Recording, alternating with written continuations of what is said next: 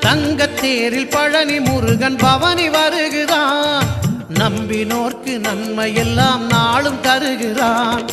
ஆண்டிக்கோலம் பூண்டவன் இன்று உலகையாழ்கிறான். ஆண்டிக்கோலம் பூண்டவன் இன்று உலகையாழ்கிறான். அண்டினோர்க்கு அபயம் தந்து மனதில் வாழ்கிறான். அண்டினோர்க்கு அபயம் தந்து மனதில் வாழ்கிறான். மனதில் வாழ்கிறான். அந்த முருகன் கையில் வேல் இருக்கு தெரியுமா? அது முன்வினையை அகற்றிவிடும் புரியுமா? வேலை வணங்கி வந்தால் கிடைக்கும் பலன் கொஞ்சமா? தாளை பணிந்து விட்டால் விதியும் நம்மை மிஞ்சுமா? அந்த முருகன் கையில் வேல் இருக்கு தெரியுமா? அது முன்வினையை அகற்றிவிடும் புரியுமா?